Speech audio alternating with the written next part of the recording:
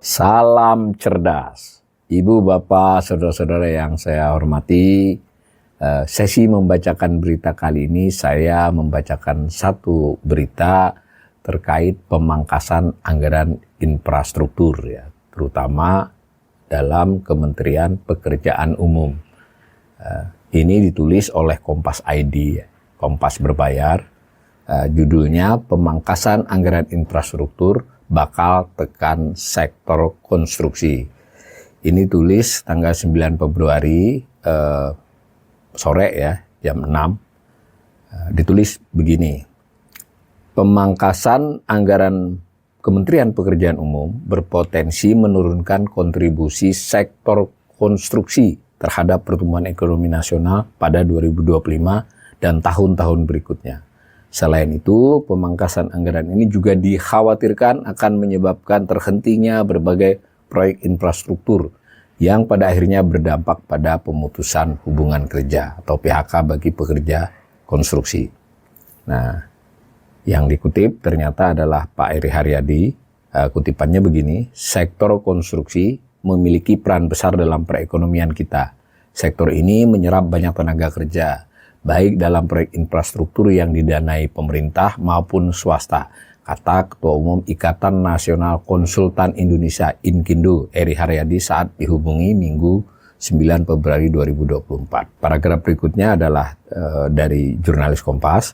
Berdasarkan data Badan Pusat Statistik BPS, distribusi dan pertumbuhan produk domestik bruto atau PDB menurut lapangan usaha pada triwulan 4 2024 menunjukkan bahwa sektor konstruksi masuk dalam 5 besar penyumbang pertumbuhan ekonomi nasional dengan kontribusi sebesar 10,43%. Selain itu, industri konstruksi mencatat pertumbuhan sebesar 5,81% year on year pada periode yang sama. Saya kasih komentar ya, ini suka sedikit misleading ya para jurnalis. Jadi sebetulnya pertama dulu kita harus pahami ini data hanya triwulan 4 2024. Nah, kemudian ketika disebut menyumbang pertumbuhan ekonomi sebesar 10,43% itu di triwulan 4, itu sebenarnya adalah kontribusi dalam PDB, bukan dalam pertumbuhan ekonomi. Karena pertumbuhan ekonomi itu adalah PDB harga konstan dibandingkan sebelumnya. Jadi 10,43 ini dari kue keseluruhan 17 sektor. Ya sedikit misleading tapi bisa dipahami maksudnya. Nah, sedangkan pertumbuhan sebesar 5,81% itu triwulan 4 2024 dibandingkan 2023. Tapi pesan si jurnalis bahwa ini sektor sangat penting dalam perekonomian bisa kita pahami ya. Nah, dilanjutkan, pertumbuhan ini selaras dengan meningkatnya belanja modal pemerintah untuk sektor konstruksi serta pembangunan infrastruktur, termasuk jalan tol, bendungan, kawasan industri, dan kawasan pariwisata. Ya, bisa ini ya. Nah, tulisan itu disertai dengan screenshot dari paparan BPS ya. Saya kira ini cukup informatif. Nah, kalau di sini kelihatan nih pertumbuhan ekonomi Indonesia triwulan 4. Jadi hanya triwulan 4 ini. Sedangkan di bawahnya pertumbuhan domestik bruto ini dari tahun ke tahun ya. Jadi bukan triwulan itu sebenarnya, tapi tahun. Kalau yang di atas tadi ada informasi tentang triwulannya. Total PDB-nya 22.139. Jadi yang tadi 10, itu tadi bukan terhadap ini, hanya khusus triwulan 4. Nah, di bawahnya juga ada grafik di mana pertumbuhan PDB menurut lapangan usaha. Nah, ini tahunan. Nah, mestinya yang tadi di atas dikutipnya dari sini nih. Kalau di sini kan kelihatan ini, pertumbuhan sektor konstruksi 7,02%. Jadi bukan 5,8 ya, itu khusus triwulan 4, 7,02. Nah, kemudian dilanjut lagi dengan kalimat-kalimat. Menurut Eri, jadi masih mengutip Eri lagi, sektor konstruksi pada 2025, jadi yang sedang berjalan ini, akan menghadapi tantangan besar akibat kebijakan efisiensi anggaran pemerintah. Tidak menutup kemungkinan kontribusi sektor ini, konstruksi maksudnya, terhadap perekonomian akan mengalami penurunan. Nah, selain itu, pemangkasan anggaran diperkirakan akan berdampak pada proyek-proyek infrastruktur. yang telah direncanakan sehingga berisiko membuat jutaan tenaga kerja yang terkait sektor konstruksi akan kehilangan pekerjaan. Nah, dampaknya tidak hanya pada penurunan kontribusi sektor konstruksi terhadap PDB, ya. Tadi di tahun 2024 kontribusinya terhadap PDB itu berapa tadi ya? 7,02% ya. Maaf, pertumbuhannya yang 7,02%. Sementara kontribusinya tidak diinformasikan di sini. Nah, itu tidak hanya itu persoalannya, tetapi menurut Pak Eri ini bisa mengalami masalah pada soal jutaan tenaga kerja yang akan kehilangan pekerjaan terkait dengan proyek infrastruktur yang terdampak oleh pemotongan itu. Jadi seperti itu. Malah dia memprediksi nih, kami memprediksi sekitar 2,1 tenaga kerja yang terkait konstruksi berisiko menganggur. Tapi kata-katanya betul juga ya, berisiko ya, tidak memastikan. Lebih lanjut, Eri menjelaskan bahwa dampak pemangkasan anggaran juga akan dirasakan pada rantai pasok sektor industri, termasuk pekerja di pabrik atau produsen yang memasok bahan material untuk proyek infrastruktur. Jadi Pak Eri ini logikanya ini pemangkasan terhadap anggaran infrastruktur itu bisa berdampak pada pekerjaan-pekerjaan infrastrukturnya menjadi berkurang, kontribusinya terhadap pertumbuhan ekonomi dan PDB itu berkurang, lalu bisa mengakibatkan PHK di sektor konstruksi, dan tidak hanya itu menurut dia, sektor terkait dengan proyek konstruksi itu juga bisa terdampak, karena kan ada yang sifatnya industri yang memasok bahan kepada konstruksi. Jika proyek pembangunan terhambat atau bahkan terhenti, distribusi bahan bangunan juga akan ikut terganggu. Ini menurut Pak Eri masih. Terhambatnya produksi bahan baku di pabrik akibat stagnasi proyek akan berdampak langsung pada tenaga kerja di sektor ini. Para pekerja pabrik dan produsen bahan bangunan pun berisiko mengalami PHK, ujar Eri. Ya Pak Eri ya tentu saja harus mengemukakan dari sudut pandang beliau ya, dan kelompok yang relatif terwakili dengan pernyataan ini. Nah, seperti diketahui, ini informasi dari Kompas, Pagu Anggaran Kementerian Pekerjaan Umum tahun 2025 telah disepakati oleh Komisi 5 DPR sebesar 29,57 triliun ya, dari semula 110,95. Jadi mengalami efisiensi 81,38 triliun. Saya kira ini tidak sekedar efisiensi ya. Kalau 110 diefisienkan 29,57 itu bisa kita sebut efisiensi. Kalau dari 110 jadi 29,57, ini lebih tepat disebut memang pemotongan anggaran secara signifikan. Nah, gitu ya. Nah, Eri menilai kebijakan ketahanan pangan melalui program makan bergizi gratis MBG tidak seharusnya dilakukan dengan mengorbankan sektor produktif lainnya. Ini pendapat beliau nih. Ia mengingatkan agar kebijakan pemangkasan anggaran tidak justru memperburuk kondisi ekonomi nasional yang tengah berupaya bangkit. Jadi dalam konteks ini Pak Eri menganggap situasinya belum pulih betul kan. Ini sedang berupaya bangkit. Efisiensi anggaran di sejumlah kementerian, termasuk Kementerian Pekerjaan Umum, berdampak pada berbagai sektor. Jangan sampai anak-anak mendapatkan makanan bergizi gratis pada saat yang bersamaan orang tua mereka, khususnya para pekerja konstruksi, harus mengalami PHK karena tidak lagi terserap di sektor tersebut. Ini adalah ironi, kata Eri. Saya kira masuk akal ya. Tentu ini tidak hanya PU ini. Ya, dia tidak membantah program MBG-nya, tapi kalau main dipotong seperti itu, dampaknya ke yang lain harus diperhitungkan.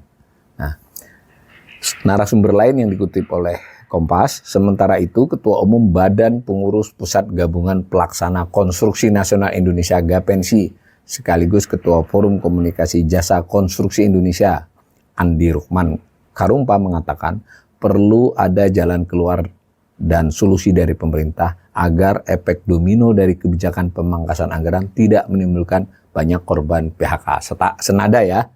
Nah, lanjut dikutip dari dia, pemerintah harus memberi kepastian investasi dari swasta, baik dalam maupun luar negeri, untuk menutupi kekurangan anggaran dan keberlanjutan proyek pembangunan infrastruktur agar tidak mangkrak.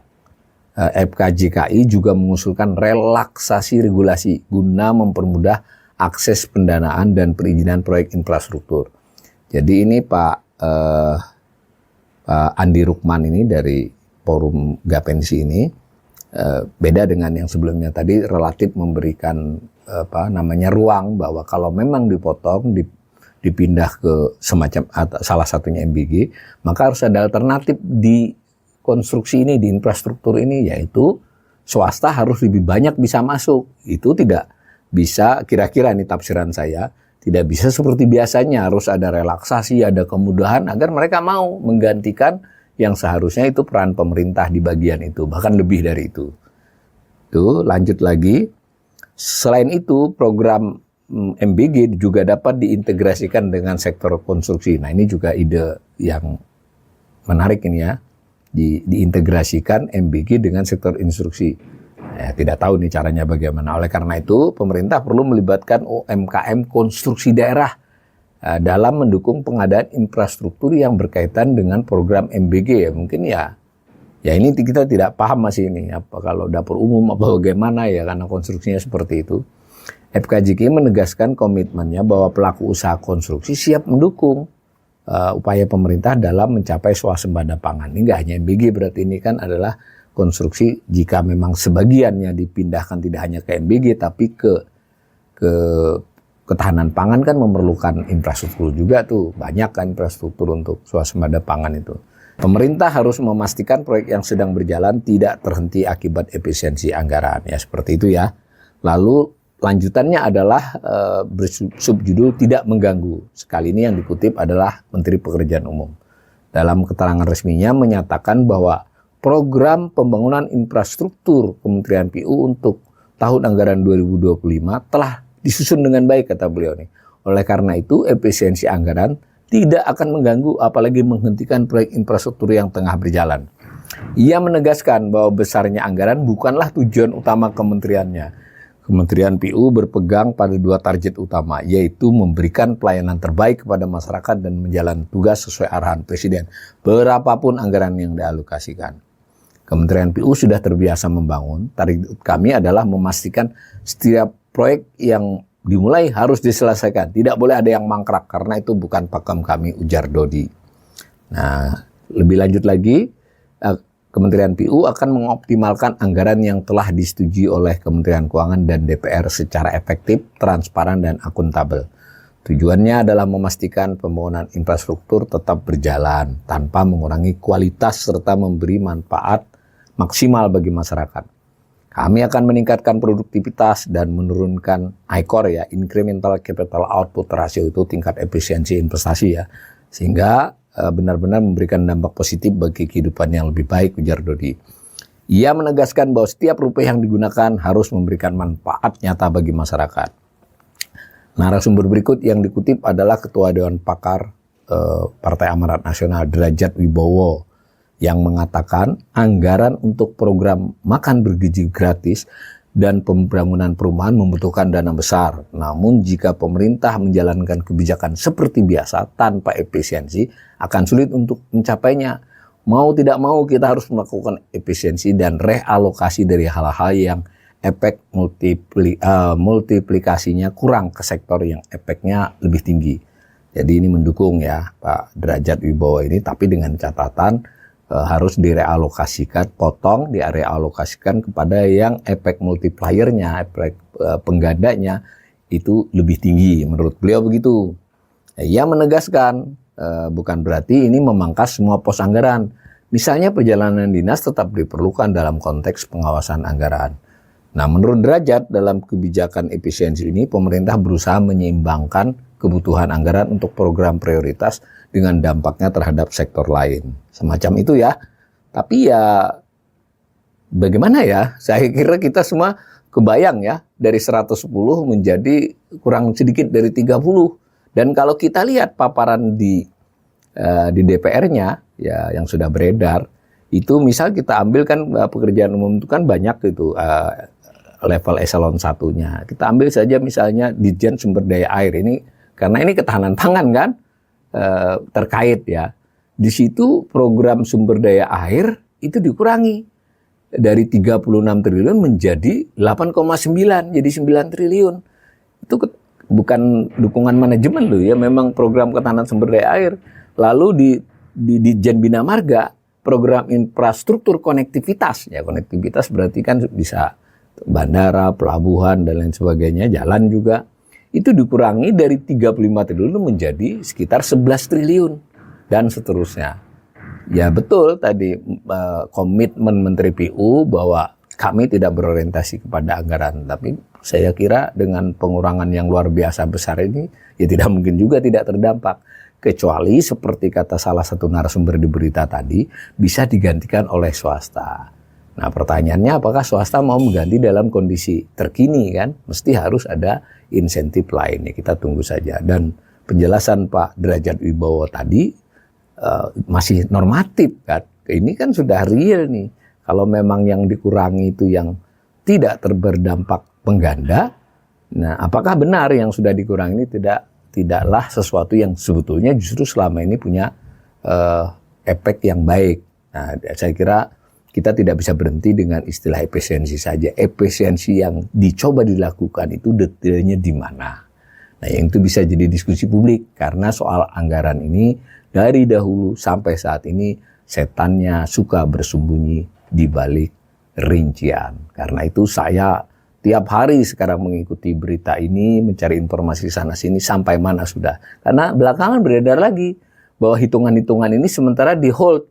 Belum final juga ini. Kemarin kan final ini dengan DPR ya untuk PU. Ada juga menterinya juga final dengan komisi terkait. Tapi beberapa hari terakhir ini, 1-2 hari setelah ini beredar bahwa masih dalam proses penggodokan lebih jauh. Karena info tambahannya sebagian kementerian lembaga direncanakan tidak dikurangi. Tentu akan ada adjustment yang lebih serius.